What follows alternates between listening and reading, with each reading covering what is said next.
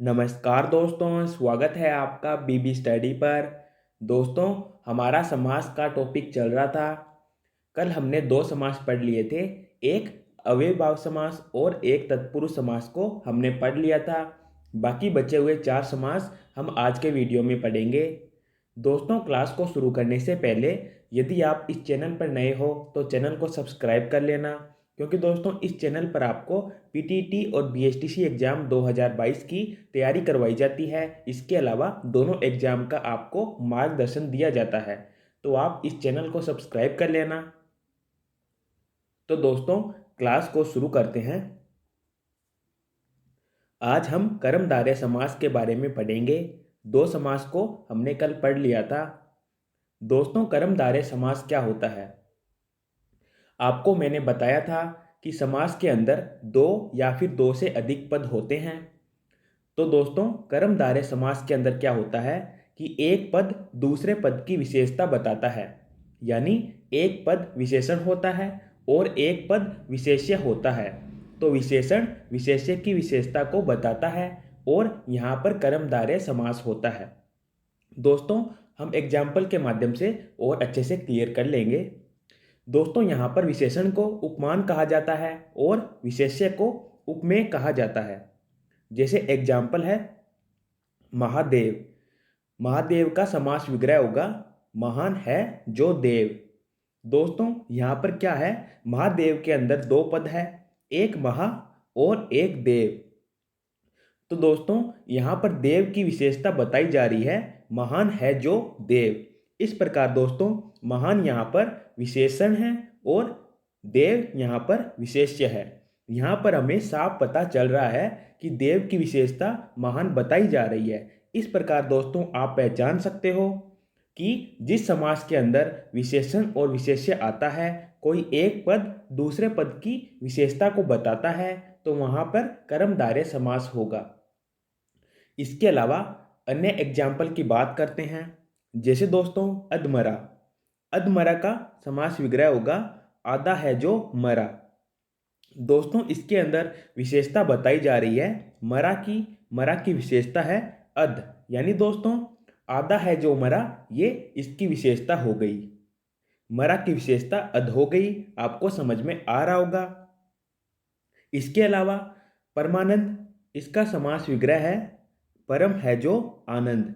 यहाँ पर आनंद की विशेषता बताई जा रही है परम। कौन सा आनंद है?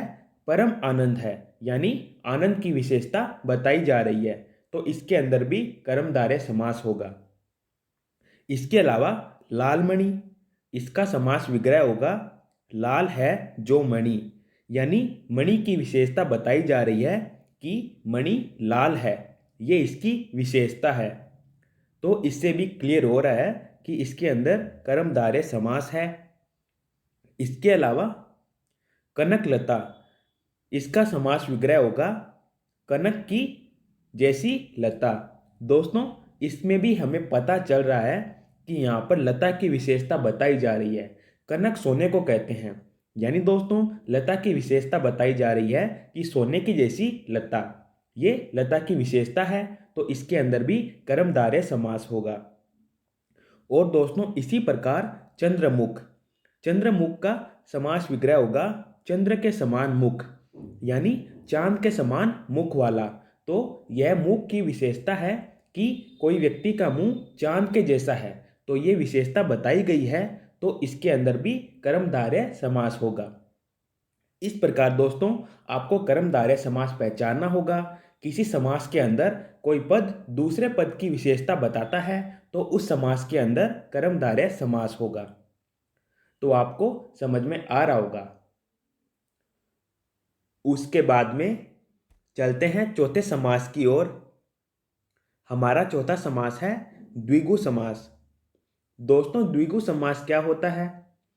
वह समास जिसका पूर्व पद संख्यावाचक विशेषण होता है और पूरा पद समूह का बोध कराए, उसे द्विगु समास कहते हैं। यानी दोस्तों, द्विगु समास के अंदर दूसरा पद प्रधान होता है, पहला पद संख्यावाची विशेषण होता है। यानी पहला पद विशेषण का कार्य करता है और एक संख्या होती है। संपूर्ण पद समूह का बोध कराता है, पूरा पद एक समूह का बोध कराता है और इसके अंदर भी विशेषण और विशेष्य होते हैं। दोस्तों, आप कहेंगे कि द्विगु समास के अंदर भी विशेषण और विशेष्य होते हैं, तो हम कर्मधारय और द्विगु समास के अंदर विभेद कैसे करेंगे?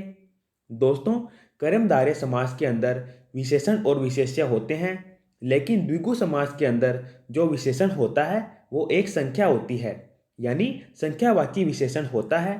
विशेषण का कार्य कोई संख्या करती है, जबकि कर्मधारय समास के अंदर विशेषण का कार्य कोई संख्या नहीं करती है। ये इन दोनों में साफ साफ फर्क होता है। इस प्रकार हम दोनों में विभेद कर पा सकते हैं। हम एग्जाम्पल के माध्यम से और समझते हैं। जैसे एग्जाम्पल है दोपहर। दोपहर का समास विग्रह होगा दो पहरों का समाहार या फिर दो पहरों का समूह है। दोस्तों, यहाँ पर हमें पूरे समूह का बोध हो रहा है, तो इसके अंदर द्विगु समास होगा। इसके अलावा दोस्तों, कितने पहरों का समूह है? दो पहरों का समूह है, यानी एक संख्या की बात हो रही है और दो यहाँ पर संख्यावाची विशेषण का कार्य कर रहा है। इस प्रकार आप द्विगु समास को आराम से पहचान सकते हो। दोस्तों, इसके अलावा शताब्दी। शताब्दी का समास विग्रह होगा 100 सालों का समूह है, तो यहाँ पर 100 सालों के समूह की बात हो रही है, तो एक समूह की बात हो रही है और 100 सालों का समूह है, यानी शुरू में 100 साल आ रहे हैं, तो 100 यहाँ पर संख्यावाची विशेषण का कार्य कर रहा है। मैंने आपको बताया था कि द्विगु समास के अंदर कोई संख्या अवश्य आएगी, तो यहाँ पर 100 एक संख्या है, तो यहाँ पर द्विगु समास होगा। इसके अलावा पंचतंत्र। पंचतंत्र का समास विग्रह होगा 5 तंत्रों का समाहार, यानी दोस्तों यहाँ भी समूह की बात हो रही है और 5 तंत्र आ रहे हैं, तो यहाँ पर भी एक संख्या 5 आ रही है और यहाँ पर 5 संख्यावाची विशेषण का कार्य कर रहा है। इस प्रकार इसके अंदर भी द्विगु समास होगा। दोस्तों, उसी प्रकार सप्ताह, त्रिवेणी, तिमाही और चौमासा, इन चारों के अंदर भी द्विगु समास होगा, क्योंकि दोस्तों सभी के शुरू में देखिए 2, 100, 5, 7, 3, 3 और 4, यानी कोई संख्या आ रही है और ये सभी संख्या यहाँ पर संख्यावाची विशेषण का कार्य कर रही है। इसके अलावा पूरा पद यहाँ पर एक समूह का बोध भी करवा रहा है, आप देख सकते हैं। जैसे दोस्तों त्रिवेणी, 3 वेणियों का समाहार, जहाँ पर 3 नदियाँ आकर मिलती है उस स्थान को वेणी कहते हैं। तो दोस्तों यहाँ भी 3 नदियों का समूह है, ये एक समूह का बोध हो रहा है और आगे 3 आ रहा है जो कि एक संख्यावाची विशेषण है। इस प्रकार दोस्तों आपको द्विगु समास समझ में आया होगा। द्विगु समास के अंदर पूरा पद एक समूह का बोध करवाता है। इसके अलावा द्विगु समास के अंदर कोई न कोई संख्या अवश्य आती है और वो संख्या संख्यावाची विशेषण का कार्य करती है। इस प्रकार आप द्विगु समास को आराम से पहचान सकते हो। आपको क्लियर हुआ होगा। चलते हैं अगले समास की ओर। 5वां समास है द्वंद्व समास। जिस समस्त पद में दोनों पद प्रधान हो एवं दोनों पदों को मिलाते समय और अथवा या एवं आदि योजक लुप्त हो जाए, वह समास द्वंद्व समास कहलाता है।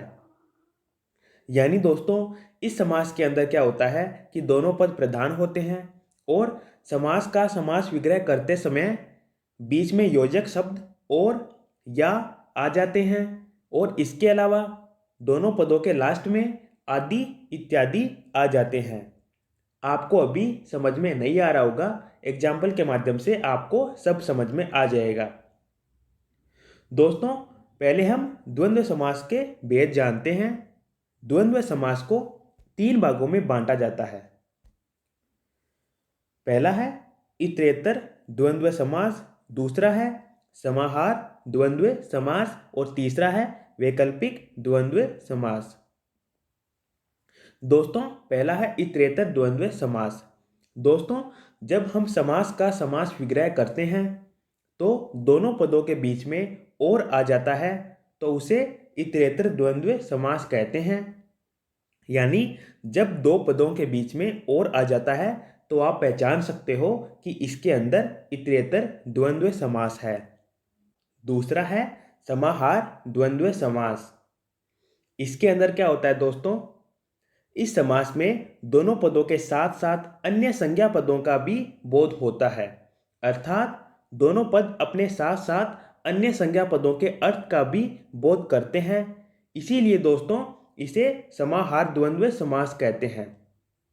जैसे दोस्तों इसके अंदर दो पद होते हैं और दोनों पदों के अलावा हम अन्य पदों का भी बोध कर सकते हैं। जैसे एग्जाम्पल है दाल रोटी। हम कहते हैं कि दाल रोटी खा ली, इसका मतलब होता है हमने भोजन कर लिया। इसका मतलब यही नहीं होता है कि हमने सिर्फ दाल रोटी खाई है, इसका मतलब होता है कि हमने पूरा भोजन कर लिया है। जैसे दाल रोटी के अलावा हमने सब्जी, चावल, दही इन सब का भी सेवन किया है, इसका मतलब ये होता है कि हमने पूरा भोजन कर लिया है, यानी अन्य पदों का हमें बोध होता है। इस प्रकार दोस्तों इसे समाहार द्वंद्व समास कहते हैं। और दोस्तों इसका समास विग्रह करने पर क्या होता है कि आदि और इत्यादि इन दोनों का उपयोग होता है। जैसे दाल रोटी, इसका समास विग्रह करने पर क्या होगा, दाल रोटी आदि, ये इसका समास विग्रह होगा। तो आपको समझ में आ रहा होगा। इसके अलावा दोस्तों यदि दो पद हो जैसे दाल रोटी, तो इसका समास विग्रह होगा दाल रोटी आदि।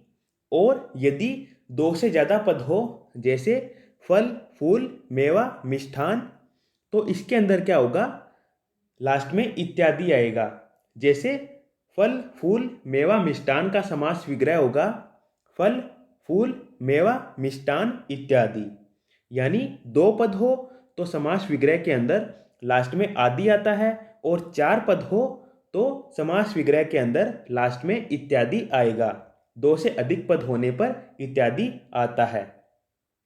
इस प्रकार दोस्तों आप पहचान सकते हो कि दो पद या फिर तीन पद या फिर चार पदों के बाद में आदि और इत्यादि आएगा तो वहां पर समाहार द्वंद्व समास होगा। ये इसको पहचानने का एक तरीका होता है। यानी दोस्तों इतरेतर द्वंद्व समास के अंदर बीच में और आएगा, समाहार द्वंद्व समास के अंदर लास्ट में आदि या फिर इत्यादि आएगा।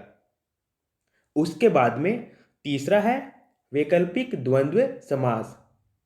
दोस्तों इसके अंदर क्या होता है कि दोनों पदों के बीच में या अथवा इस प्रकार के योजक शब्द आते हैं। यानी वैकल्पिक द्वंद्व समास का समास विग्रह करने पर दोनों पदों के बीच में या और अथवा इस प्रकार के योजक शब्द आते हैं। दोस्तों वैकल्पिक द्वंद्व समास के अंदर दोनों पद होते हैं वो एक दूसरे के विलोम शब्द होते हैं, एक दूसरे के अपोजिट होते हैं, और समास विग्रह करने पर उनके बीच में या अथवा का प्रयोग किया जाता है।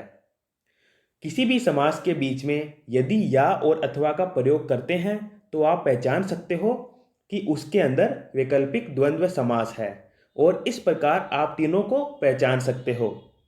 जैसे दोस्तों यदि दो पदों के बीच में और आया तो इतरेतर द्वंद्व समास होगा।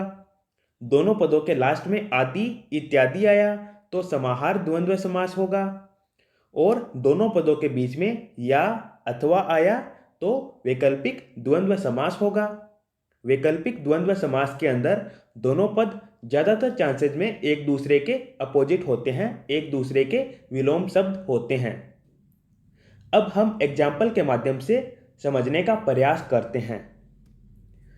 जैसे दोस्तों अन्न जल, यहां पर दोस्तों अन्न और जल के बीच में और आया है, अन्न जल का समास विग्रह होगा अन्न और जल। इस प्रकार इसके अंदर इतरेतर द्वंद्व समास है। सत्या सत्य, यानी दोस्तों यहां पर दो पद है, एक सत्य और एक असत्य। ये दोनों विलोम शब्द है तो इनके बीच में या आएगा। सत्य सत्य का समास विग्रह होगा सत्य या असत्य, और बीच में या आ रहा है तो इसके अंदर वैकल्पिक द्वंद्व समास होगा। तो आपको समझ में आ रहा होगा। इसके अलावा राजा रंग का समास विग्रह होगा राजा और रंग, देश विदेश का होगा देश और विदेश। रुपया पैसा का होगा रुपया और पैसा। लाभ हानि का होगा लाभ या हानि, क्योंकि दोस्तों लाभ और हानि एक दूसरे के विलोम शब्द है, और जब विलोम शब्द आते हैं तो उनके बीच में या आता है, और ये वैकल्पिक द्वंद्व समास कहलाता है। उसके बाद में माता पिता के अंदर माता और पिता होगा, और इसके अंदर इतरेतर द्वंद्व समास होगा। दाल रोटी का समास विग्रह होगा दाल रोटी आदि। इसके अंदर समाहार द्वंद्व समास होगा। मैंने आपको समझाया था कि यहाँ पर दाल रोटी का मतलब पूरा भोजन करने से होता है, यानी दाल रोटी के अलावा अन्य व्यंजन भी यहाँ पर साथ में आ जाते हैं, तो इसके अंदर लास्ट में आदि आया है, और इसके अंदर समाहार द्वंद्व समास होगा। यहाँ पर दाल और रोटी दो पद है तो लास्ट में आदि आया है। यदि दो से ज़्यादा पद होते तो लास्ट में इत्यादि आता। इस प्रकार द्वंद्व समास होता है। आपको समझ में आया होगा। चलते हैं हमारे लास्ट समास की ओर। छठा है बहुव्रीहि समास। जिस समास के समस्त पदों में से कोई भी पद प्रधान नहीं होता है एवं दोनों पद मिलकर किसी तीसरे पद की ओर संकेत करते हैं, वह समास बहुव्रीहि समास कहलाता है। यानी दोस्तों इस समास के अंदर यदि दो पद होंगे तो दोनों पद प्रधान नहीं होंगे, बल्कि दोनों पद मिलकर किसी तीसरे पद की ओर संकेत करते हैं और वो तीसरा पद प्रधान होता है। इस प्रकार बहुव्रीहि समास होता है। हम एग्जाम्पल के माध्यम से समझते हैं। जैसे दोस्तों गजानन का समास विग्रह होगा गज से आनन वाला, यानी गज के समान मुख वाला गजानन कहलाता है। तो दोस्तों इसके अंदर दो पद है, एक गज और एक आनन। गज हाथी को कहते हैं, यानी हाथी के मुख जैसा। तो यहाँ पर दो पद है, एक गज और एक आनन। लेकिन दोस्तों यहाँ पर दोनों पद प्रधान नहीं है। गजानन का मतलब होता है गणेश जी भगवान, यानी यहाँ पर दो पद है, एक गज और एक आनन, लेकिन दोनों पद प्रधान नहीं है, और गज और आनन मिलकर गजानन बन रहा है, जो कि गणेश जी की ओर संकेत कर रहा है। यानी दोनों पद मिलकर किसी तीसरे पद की ओर गणेश जी भगवान की ओर संकेत कर रहे हैं। इस प्रकार दोस्तों यहाँ पर बहुव्रीहि समास होगा। तो गजानन का समास विग्रह होगा गज के समान आनन वाला। इसके अलावा दोस्तों बात करते हैं दशानन की। दशानन का समास विग्रह होगा दस है आनन जिसके। दोस्तों इसके अंदर भी दो पद है, एक दस और एक आनन। यानी दोस्तों जिसके 10 सिर है उसे दशानन कहा जाता है। दोस्तों दशानन रावण की ओर संकेत करता है। यहाँ पर दोनों पद प्रधान नहीं है, जबकि दोनों मिलकर किसी तीसरे पद दशानन यानी रावण की ओर संकेत कर रहे हैं। तो इस प्रकार यहाँ पर भी बहुव्रीहि समास होगा। इसके अलावा दोस्तों त्रिलोचन। त्रिलोचन का मतलब होता है तीन आंख वाला। दोस्तों त्रिलोचन का समास विग्रह होगा तीन आंखों वाला। दोस्तों यहाँ पर त्रिलोचन किसी तीसरे पद किसी तीसरे व्यक्ति की ओर संकेत कर रहे हैं। त्रिलोचन किसकी होती है?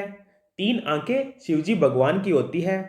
तो यहाँ पर त्रिलोचन के अंदर दो पद है, त्रि और लोचन, लेकिन दोनों प्रधान नहीं है, बल्कि दोनों मिलकर किसी तीसरे पद शिवजी भगवान की ओर संकेत कर रहे हैं। और यहाँ पर तीसरा शिवजी भगवान यहाँ पर प्रधान होता है, और त्रि और लोचन दोनों ही पद यहाँ पर प्रधान नहीं है।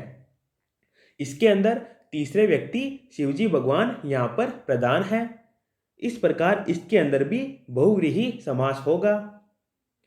और इसी प्रकार दोस्तों चतुर्भुज और मुरलीधर के अंदर भी बहुव्रीहि समास होगा। इन दोनों के अंदर भी कोई तीसरे व्यक्ति की ओर तीसरे पद की ओर संकेत किया जा रहा है। तो आपको बहुव्रीहि समास के अंदर बस इतना ध्यान रखना है कि इसके अंदर यदि दो पद आते हैं तो दोनों पद प्रधान नहीं होंगे, बल्कि दोनों पद मिलकर किसी तीसरे पद की ओर संकेत करते हैं। कोई व्यक्ति या फिर कोई पद होता है उसकी ओर संकेत करते हैं।